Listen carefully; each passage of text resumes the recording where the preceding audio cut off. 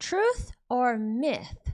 There are 3 things you need to understand about English fluency that I'm going to talk about in this video, and also a few things that are true or myth that I'm going to talk about in this video as well. If you don't know me very well, hello, I'm Teacher Prix, and I'm going to help you talk to anyone, anywhere, anytime in English. Make sure to subscribe to my channel because every week I post different kinds of English lessons to help you become a better and more confident English speaker, so consider subscribing. That means a lot to me. But here we go. Truth or myth? I'm going to talk about 3 things that could be true or could be false, okay? And how they impact your journey to fluency. And then 3 things you must do based on the information I'm going to share. So stay with me until the end. And guys, here on my channel, I help students at a pre-intermediate and intermediate level, okay? This video is not for beginners. And I focus on this level because this level is very special to me.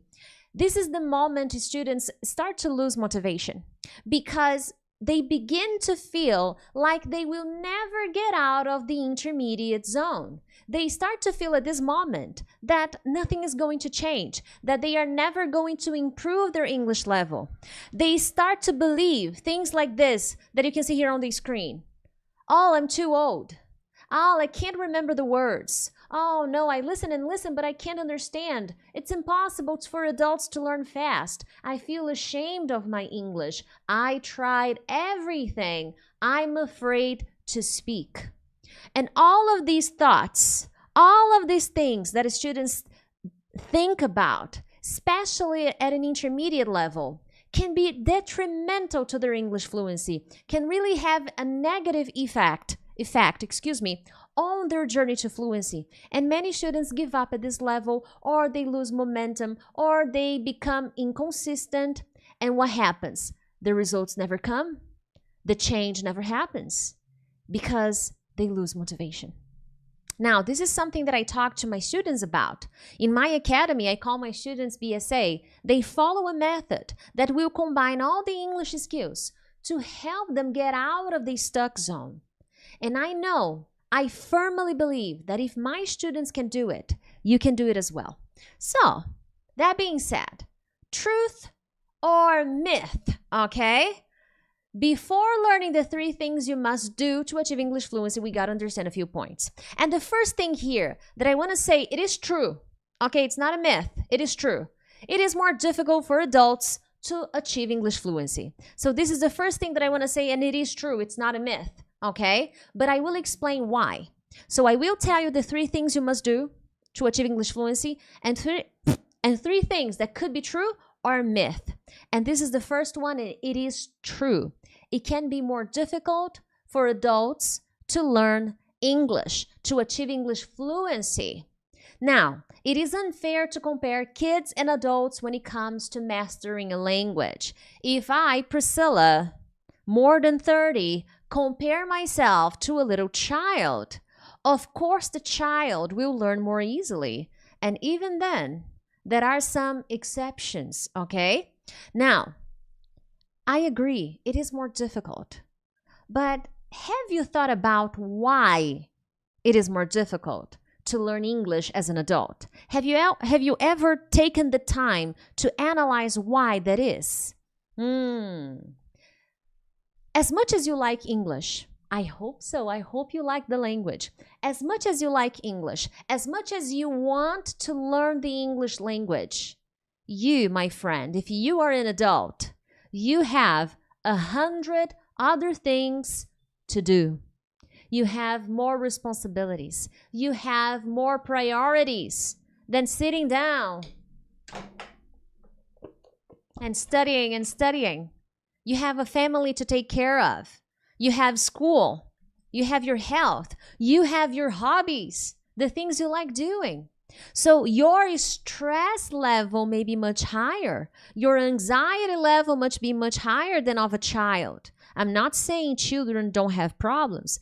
They can also have depression. They can also have anxiety. They can also have fear. I'm not saying that. But as an adult, our stress level is much higher, okay? And one more important thing, your effort level maybe lower. Or inconsistent. Maybe you put in the effort, but you are inconsistent with your effort. So 1 week you are super dedicated and you do the work, you sit down, you try, and you go. And then 2 more weeks later, you don't want to put in the effort. You're tired, something happened, you're feeling a little sad, and your effort level drops dramatically. This, my friends, is why it is so much more difficult for adults to learn a language or to learn anything. We lose momentum very easily, and I include myself in this list because I am an adult. Just like you, I have to study, I have responsibilities, I have a life to live, I have hobbies and desires and interests. So it can be difficult for us to master a language because of all these things. It doesn't mean we are less intelligent. It doesn't mean that we have less potential. No, it means that there are so many things happening in our minds and sometimes in our hearts that it can be very difficult to focus on learning the language. Now, that being said, okay, Priscilla, so what do I do? Consistency is king. The answer to any student pretty much nowadays, especially students that reach an intermediate level, congratulations, you're halfway there, okay?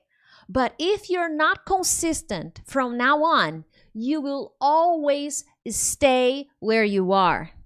You only went from basic to intermediate because you were consistent. Now, you have to be twice more consistent if you want to improve, if you want to make drastic changes to your level. And here, guys, one important thing, I need you to become consistent with your practice without focusing on the result. Don't focus on the result. Focus on the process. This is another problem students at an intermediate level have. Oh, no, but I want to be talking to native speakers. I want to understand those movies. Okay, but I want that. I want it that way. Yeah, but how about the process? We ignore the process. Getting up every morning and doing the work. This is the hard part, especially to us adults. Kind of hard, you know?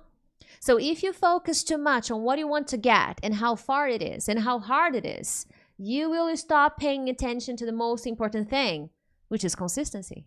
Oh, but it's so difficult. Oh, it's so far away. Oh, but it's going to take a long time. Future. And you only have present. But you're spending so much time on the future that nothing happens, nothing changes because your mind is in the wrong place, in the wrong time.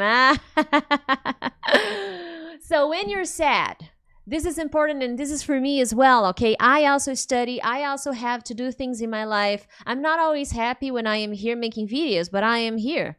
When you're sad, when you're happy, when you're busy, when you're demotivated, when you're angry, when you're under pressure at work, when you're having problems in your family, when someone is sick, consistency is consistency. If you stay inconsistent with your practice because you had a bad day, because I'm having a bad day, na, na, na, na. I know. Jesus, I know.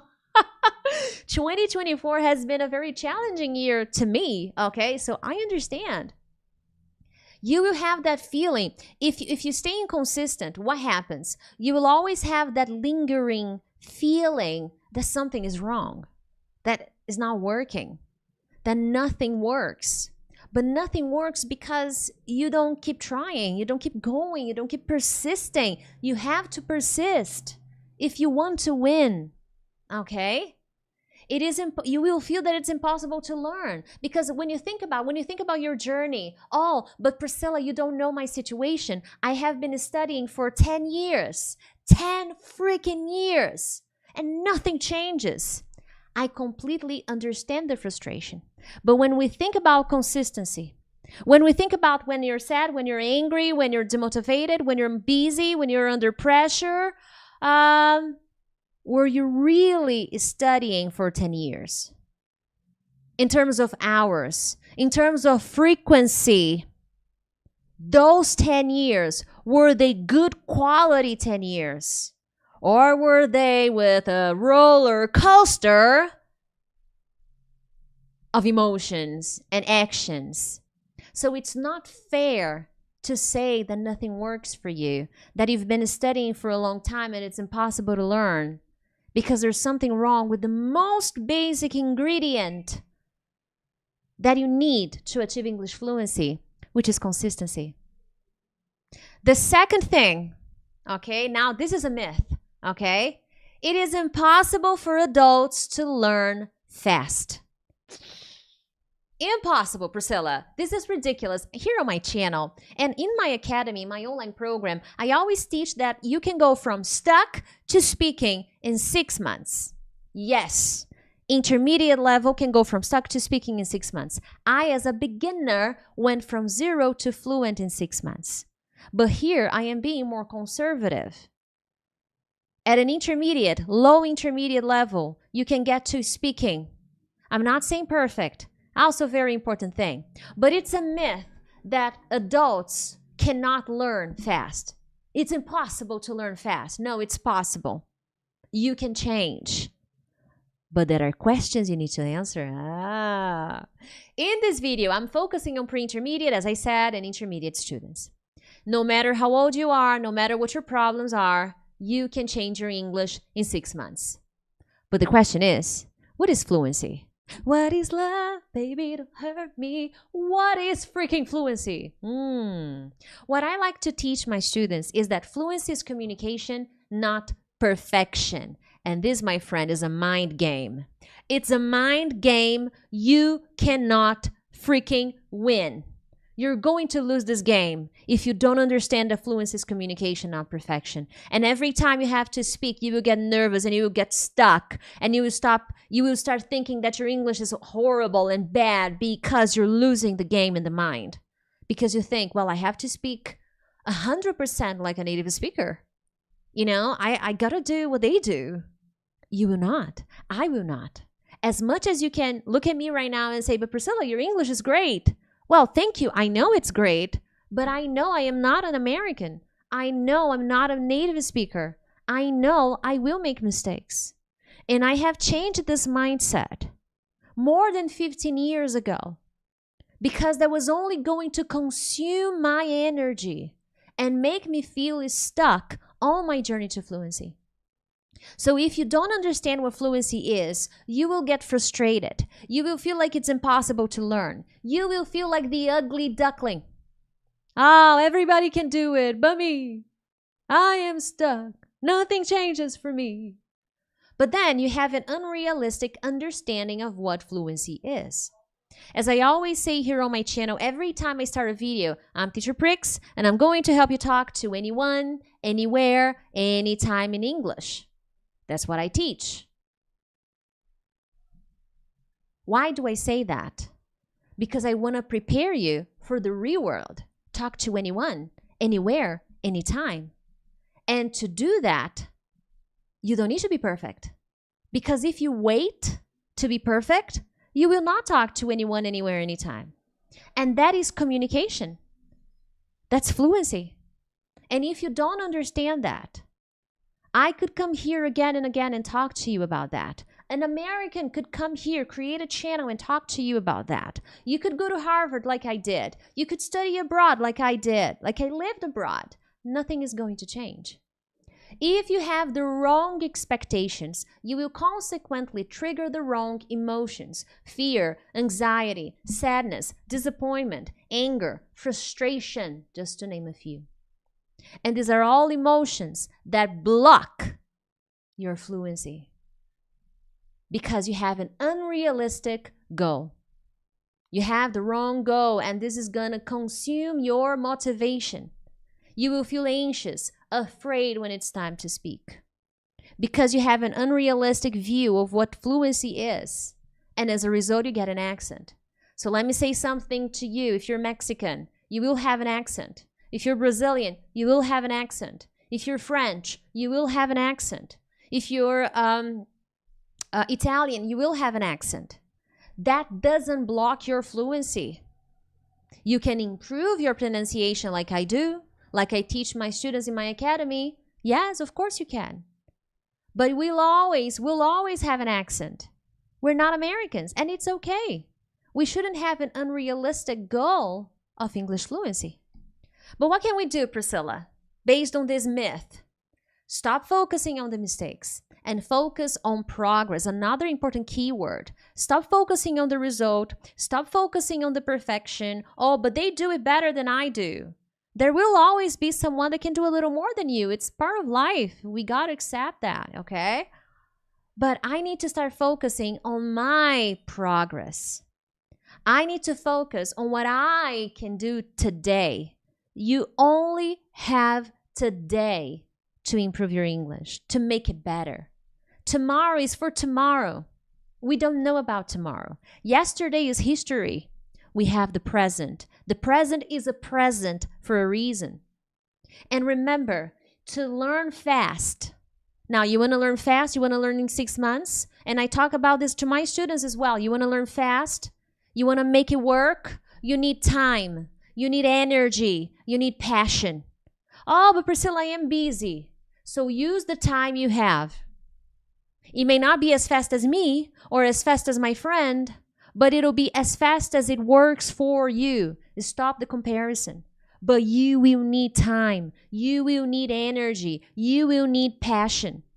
So do you want to go from stuck to speaking over the next 6 months? Where is your passion? Where is your desire? Where is your commitment? Where is your energy? Where is your time? And all of that are important ingredients while you follow a plan. Without a plan, it is very difficult to achieve good results. Here on YouTube, I talk about this. I have videos where I talk about planning the way you study. I have my academy that is not open right now, but it opens a few times a year. I have my study plan cycle that helps you. It's a tool that helps you organize the way you study, that shows you how to organize your plan. But at the end of the day, fluency is your responsibility. How much time, how much passion, how much energy are you willing to put in your fluency goal? That's a very important point. And that leads me to number 3, the third myth, okay? The third myth is I can't practice my speaking alone. It will not help me because nobody will correct me. Well, this is stupid. Why? I don't have anyone to correct me. So what is the point of talking to myself? And I'm dancing to myself. Look at this. I just said fluency is my responsibility. When you think this way, it's not going to work because I need someone. The solution is always outside. My friends, the solution is inside. Go inside. You have a perfect brain. You have a perfect mind. Use it.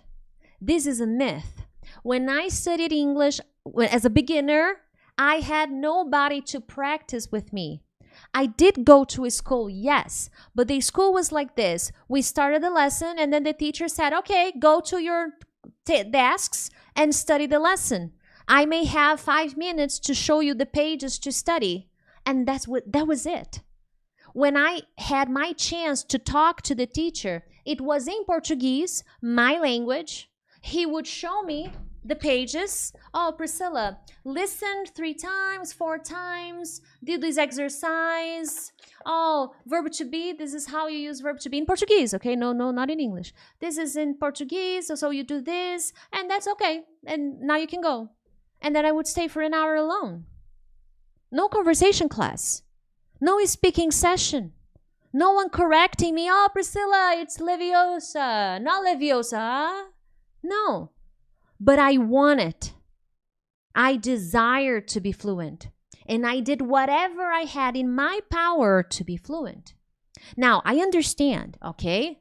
I understand that, of course, it is awesome to have a teacher correcting you. Of course, it is great to have a private teacher, a private tutor. Yes, I know. It is awesome. But one thing you need to understand is people don't correct you in the real world. In the real world, it is show time. That's it. Put it out there, my friend. No time to waste.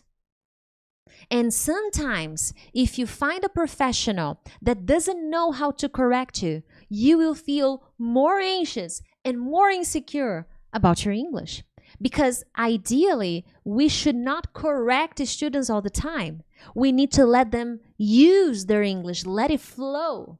Because if we stop them too much, they become insecure. And I have worked as a teacher for more than 20 years, no, 17, 18 years. Oh my God, I'm getting old. So no external person will solve your problem. You can solve your problem, okay? So why is this a myth? What you need to understand is receiving information. You receive. Right now, you're on the receiving mode. Receiving information, receiving, but never using it will only make you more insecure about speaking. Oh, but I write, teacher. Writing is not speaking. Oh, but I read, teacher. Reading is not speaking. But I use my voice. That's not speaking. Speaking requires creation. I create immediately. I send a signal from my brain to my mouth, and then the mouth obeys the signals and put it out there. This is speaking. Right now, I have some notes here, but I'm not reading the notes right now. I'm looking at you right now, and I am creating the sentences. This is speaking, okay? And it is difficult. I'm not going to be here like, yeah, that piece of cake. No. But you study grammar. You have to connect with English speaking. You study vocabulary. You have to connect with English speaking. Otherwise, you will always feel insecure and afraid. When you try to create sentences orally, you force your brain to create. And this is what you need to do in real life. Hey, time to create. Hey, time to practice. Hey, time to practice. Oh, I learned a new word. Fantastic. Use it. That's how you learn. But if you only, new word. Okay, I like it. You will not improve. I'm sorry. Why do kids learn? There are many explanations, scientific explanations, because the brain of a child is different from the brain of an adult. And a child is born with the full package of audio, okay? A child is born with nearly 99% of all the sounds saved in their brain, okay, as a baby. But by the time they're 3 months, they lose like 50% of that. And by the time, I don't remember the exact ages, okay, guys? And by the time they're 7 or 8, they lose completely all the library of sounds. And they only have the sounds of their native language, okay? So it is easier for children, yes, because they are born with this. And they lose as they grow up, okay? That's very natural. This naturally happens. But there is one interesting thing about kids that I really like. When kids are learning a language, they babble words. They babble and they babble and they repeat and they try and they try and they do it.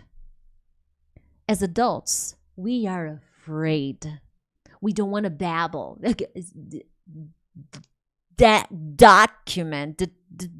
Determined. We are afraid of making mistakes. So we don't practice. We don't want to hear our own voice speaking in English because it doesn't sound nice. It doesn't sound cool. We judge ourselves. And that is very problematic. You want to master the language? Be free as a child. Make mistakes. Make a fool of yourself. But don't stop chasing your dream. Now, the third thing you have to do is speaking drills, okay? What is a drill? An exercise. So just as you do vocabulary exercise, reading exercise, writing exercise, you have to do speaking exercise. I will give you some recommendations. This is something that I do with my students in my academy. I always give them speaking drills. In recommendations and exercises, we have live lessons because they have to include speaking. I don't correct their English speaking. Sometimes in live lessons, I provide some correction, but in the exercise recommendations I give, I don't, because they need to develop the mindset. Speaking is a skill I must practice. So my recommendation is you can practice speaking drills with writing to help you reduce mistakes. Why writing? Because there are many tools online nowadays that you can use that corrects some writing mistakes. So this is a good exercise for you to do. A lot of the mistakes you make when speaking, you make when writing, okay? They don't correct perfectly. I will give you a suggestion of one that I use, okay? So one thing that I recommend additionally is when I speak, when I'm practicing my English speaking or Italian, when I study Italian, I record myself. And then after I finish, I listen to myself, then I take some notes on some phrases that I spoke, and then I try to find like a Grammarly, and then I type, see if there is any correction. Okay, this works in English. In Italian, it's very difficult to find that. But in English, you know, when I am using a new word, when I'm studying English and I want to practice using a new word, I make some phrases orally, I record myself, then I listen to the phrases, I type them, and then I paste them on Grammarly and I get some feedback. I don't get everything, okay? But it's a great place to start. Writing and speaking are wonderful tools. But remember, reading is not speaking. Oh, I created some examples. Now I will read. This is not speaking. Okay, I created some examples in writing. Put them away. Now I'm going to speak. That is a speaking exercise. Forcing your brain to create. Okay? Now, speaking drill ideas. Talk for a minute. This works well with questions, so you can Google questions for conversations, then pick some and get to work. So I pick some questions. Let's say today I want to talk about sports. So I go on Google and I type English questions to talk about sports. And then you will find a list of questions. Pick some, set a timer, and talk for a minute to answer each question. Do not stop talking until the time is up. That's a very nice speaking exercise. Another exercise you can do is describe the picture. You can use family photos, internet pictures in general, or describe them orally. So you can pick some family photos and you can describe the photo orally. You can pick some influencers, photos from influencers maybe. You know, you follow people you like and then you describe the photo, describe what was happening, if there's a story behind it. That's a nice speaking exercise. Number 3, tell me a story. You can tell popular stories. You can pick stories from Disney, you know, Disney movies, popular movies, and then you can tell the story. And then you do that by writing and orally. Okay? That's wonderful. Or you can tell your life stories, your own stories. That's fantastic. Okay? It's much better actually. And finally, paraphrasing. You can pick random words you know and describe them orally. I talked about this before on my channel, but paraphrasing is to describe what you don't know. Because in conversations, you will find yourself in situations when you don't know a word. That is natural. So you have to practice paraphrasing, describing what you don't know. And you start by words, you start with words you know, and then you move on to words you don't know how to say in English. You explain them. You know them in your language, but you explain them in English, okay? And remember, you can prepare yourself by writing down your answer, but when it's time to speak, do not read your notes. Now, how often should you start doing this? I said at the beginning, consistency wins. But implement the strategies that I recommended here for the next 21 days. Test. To form a habit, you need 66 days, according to science. Okay, it may vary, of course, but in general, you need 66 days. In 21 days, you will already notice changes. You will notice something is changing. You will notice it'll get easier to speak if you follow this habit of speaking every day, practicing for 21 days. You will see, you will not be fluent in 21 days. You will not be fluent in 66 days, but you will be more confident. The words will come more naturally if you follow these strategies consistently. Now, my friends, I hope you enjoyed this video. Subscribe to the channel, share this video with a friend because I know the message in this video can help someone out. I'll see you in the next one.